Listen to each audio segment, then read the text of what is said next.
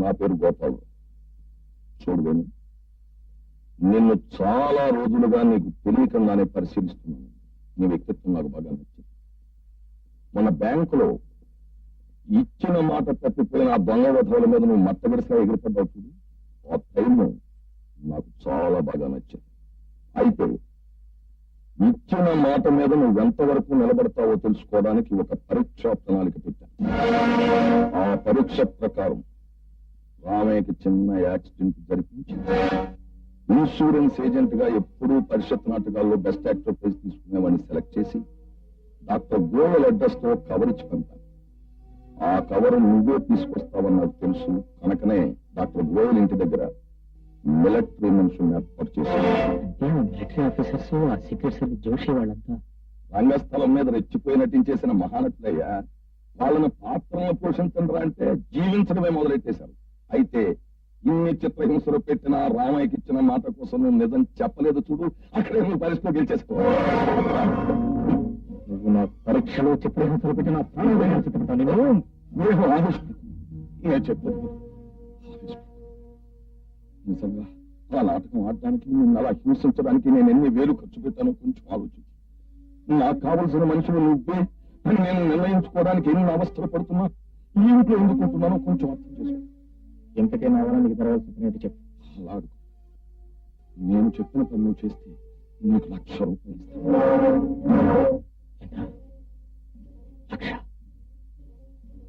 నేను చేయాల్సిన పని ఒక అందమైన ఆడపిల్లను ప్రేమించినట్టు నటించి గర్భవతిని చేసి నీ దారిని వెళ్ళిపోవాలి.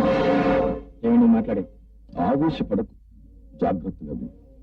ఇది నేను చెప్పే కథలో అతి ముఖ్యమైన భాగం.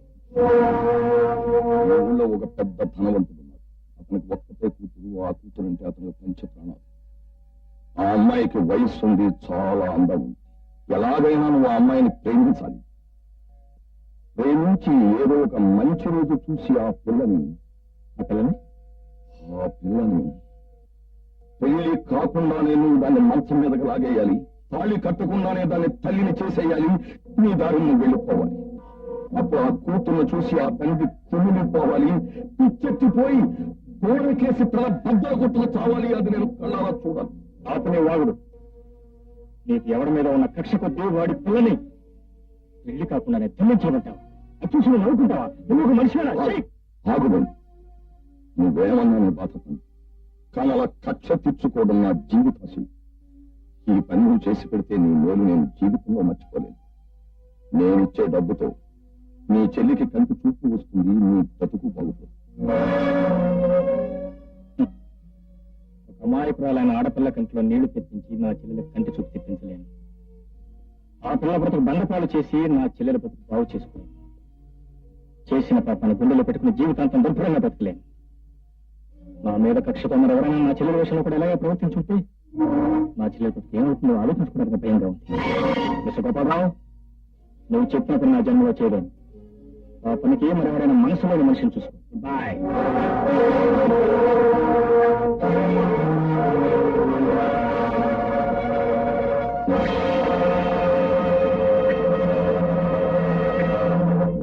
కొంచెం ఆలోచించు. ఎన్ని అవస్థలు పడుతున్నా ఈ ఇంట్లోనే ఎందుకుంటున్నానో అర్థం చేసుకో. ఈ ఊళ్ళో పెద్ద ధనవంతుడున్నాడు. అతనికి ఒక్కటే కూతురు. ఆ కూతురు అంటే అతనికి పంచప్రాణాలు. ఆ అమ్మాయికి వయస్సు ఉంది, చాలా అందం ఉంది. ఎలాగైనా నువ్వు అమ్మాయిని ప్రేమించాలి.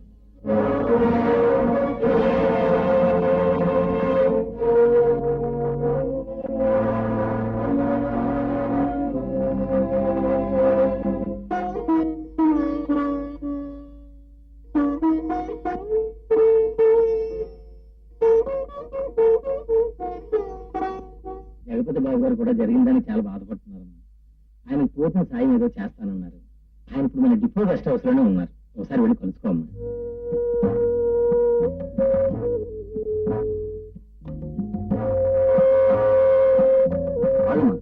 బాబు గారిని కలుసుకోవాలి. ఆ పిల్లల్ని అక్కడ వదిలి నువ్వు లోపలికి వెళ్ళమ్మా. బాబు, చెల్లయ్యని జాగ్రత్తగా చూసుకో. నేను బాబు గారితో మాట్లాడొస్తాను. ఇక్కడే ఉండు. అలాగేనమ్మా.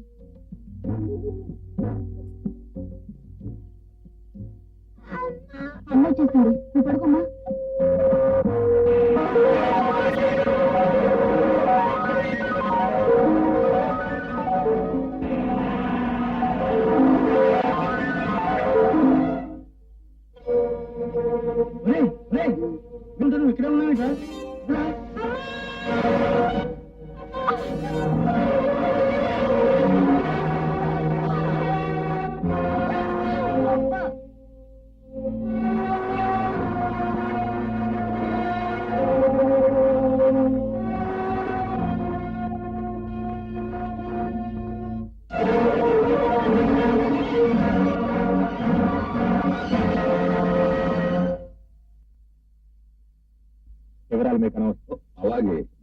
ఇచ్చావు, అదే నాకు 10,000.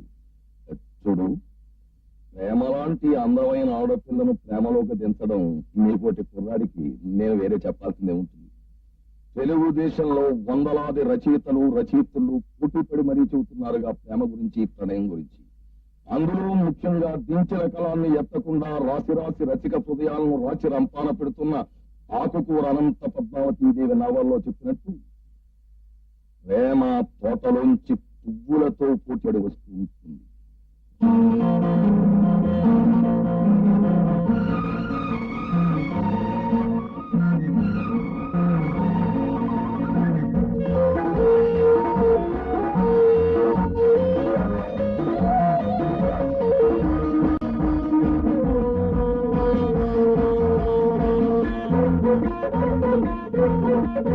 ఎక్కడ పడితే అక్కడ ఎక్కడాకేది, ఎక్కడ చూస్తే అక్కడ పరుడు కాదేది.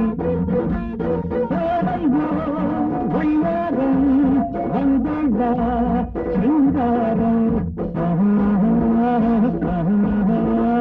ఎక్కడ పడితే అక్కడ అందం ఎక్కడాకేది, వెనక ముందు ఎదిగే పరువు నాకే దారేది. మయ్యారం మళ్ళంతా సింగారం.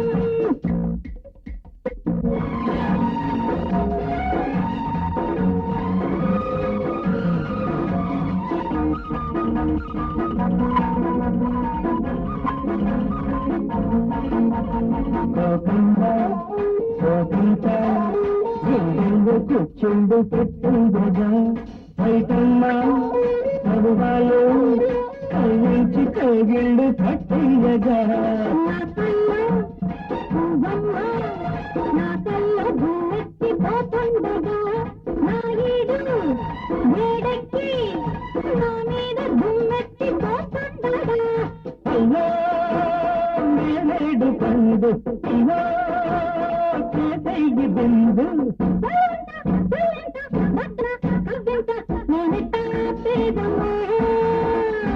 నేనెట్ట అడిగేదమ్మో, ఎక్కడ పడితే అక్కడ అందం ఎక్కడాకేది, ఎక్కడ చూస్తే అక్కడ పరువు దారేది. మళ్ళంతా సింగారం.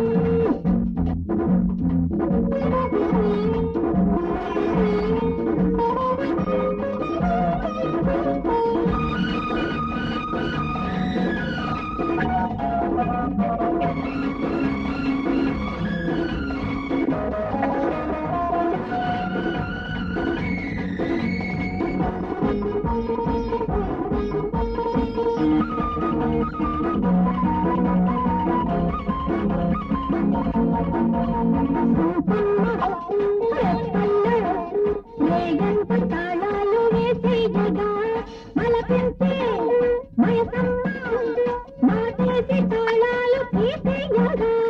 బొగ్గమ్మ ముద్దంటూ ఎర్రంట ఏడెక్కి పోతుండగా, నడుమమ్మ లేనంటూ నా చేతిలో చిక్కి పోతుండగా.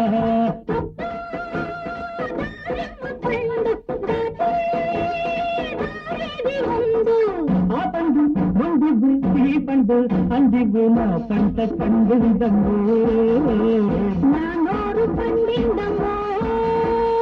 ఎక్కడ పడితే అక్కడ అందరూ ఎక్కడాకేది, వెనక ముందు ఎదిగే పరువు నాకే